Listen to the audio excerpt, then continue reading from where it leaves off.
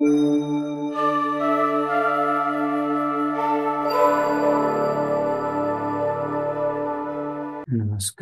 भाद्रपद महिना सुरू आहे. श्रावण नंतर भाद्रपद येतो. ऐकल्यानंतरच चांगला सत्संगाची जशी महिमा आहे, निवांतपणे बसून लक्ष देऊन जर ऐकलं श्रवण, तर मग गतीला सुरुवात होते. जी कुठली प्रगती झाली आहे, शाळेत गेलो, शिक्षकांनी सांगितलं ते ऐकलं, गुरु समोर बसलो, जो मंत्र दिला, सत्संग दिला तो ऐकला, कोणी सल्लागार असेल, आमच्या जीवनात कोणी श्रेष्ठ आदर्श असेल, त्यांच्या समोर प्रश्न मांडले, त्यांना आपलं मनोगत सांगितलं, त्यांनी जो उपदेश केला तो ऐकला. श्रावण मास झाला ऐकून. आता ही तयारी आहे भाद्रपदात. सुभद्रा देवीचं नाव भद्रे. भाद्र म्हणजे शुभ, कल्याणकारी, मंगलमयी, चांगुलपणा, त्या पदात स्थित करणारा हा काळ. यात आलेली सुंदर संकष्ट गणेश चतुर्थी, त्या निमित्ताने चांगली वाटचाल.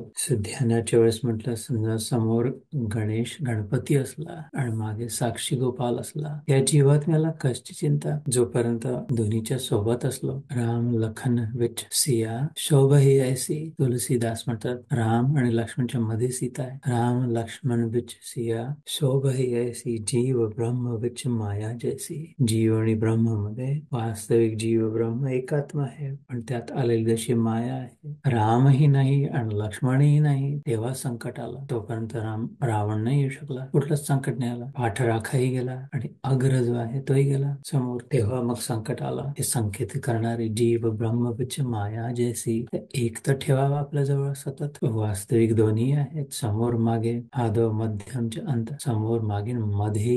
गीतेत म्हटलंय, शास्त्रात म्हटलंय, जो मध्ये आहे राजा तोही तोच आहे. तुला वेगळी वाटते, तू आता गमत आहे, तोही तीच आहे. दोन्ही सत्रांमध्ये सांगितलं होतं. एक व्यक्ती अनेक व्यक्तींना बघू शकते, अनेक व्यक्ती एका व्यक्तीला बघू शकतात, अनेक व्यक्ती अनेक व्यक्तींनाही बघू शकतात. If these videos are helpful, please share them with others. Like and subscribe to help spread the message of Krishna. Jai Shri Krishna.